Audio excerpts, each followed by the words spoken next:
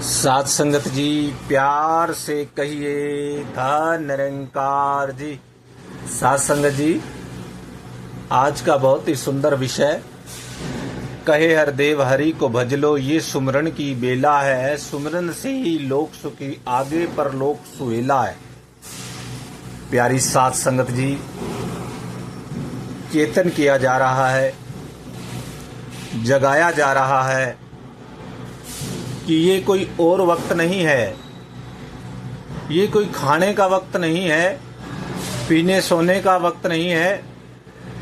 ये तो वो साधारण काम है जो एक इंसान और पशु सभी करते हैं।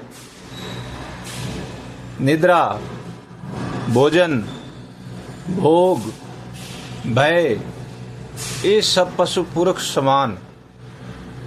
तो फिर हम तो इंसान हैं,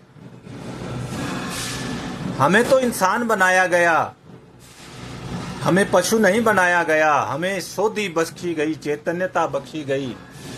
बाबा हरदेव सिंह जी महाराज इसलिए चेतन कर रहे हैं कि यह इंसान ये खाने पीने सोने या और कुछ इंसान का इंसान वैरी, ईर्खा द्वेष, ये सब करने का वक्त नहीं है।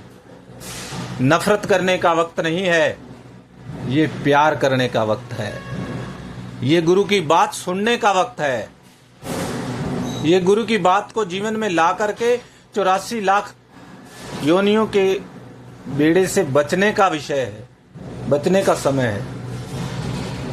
जगा रहे हैं सुबह की पावन पवित्र बेला में। जब घर में हमें जगाया जाता है, धीरे से जगाया जाता है, फिर और फिर जोड़ा जाता है कि आप उठ जाइए।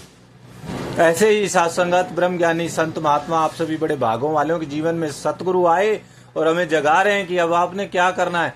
आपका ये जो एक एक सांस, एक एक पल निकला जा रहा है, इसके ऊपर ध्यान रखना है। किस लिए आए थे? हार ना जाए बाजी, अकेले जाना है।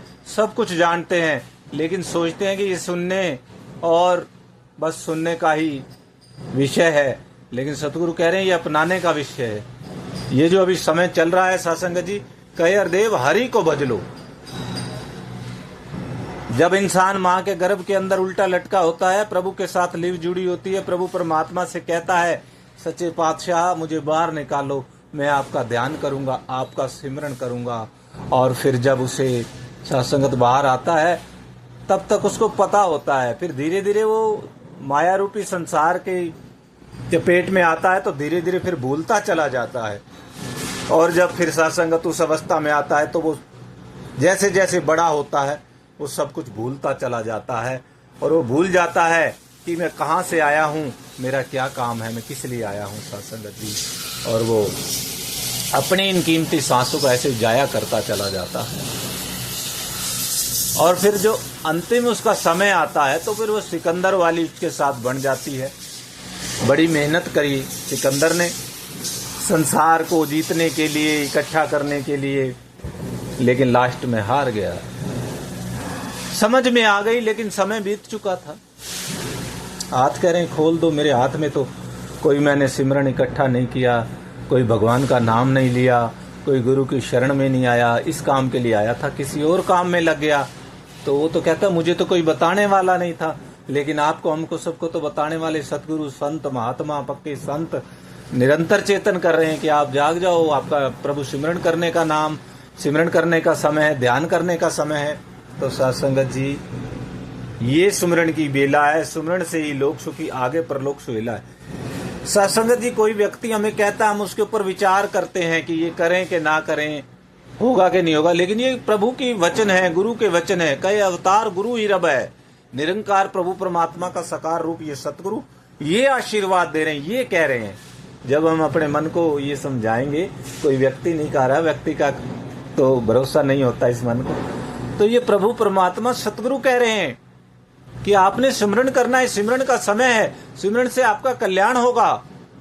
महात्मा बताते हैं इतना इतना कि सिमरन का इतना बल है। हनुमान जी देखिए जहां भी जाते थे, आज इतिहास में उनका नाम है, आज तक अमर है। वो उनको ध्यान याद किया जाता है कि वो एक इतने सच्चे भगत थे कि जब भी जाते प्रभु का सिमरन पहले, जय श्री राम, फिर उसके बाद अपना कोई कार्य करते थे।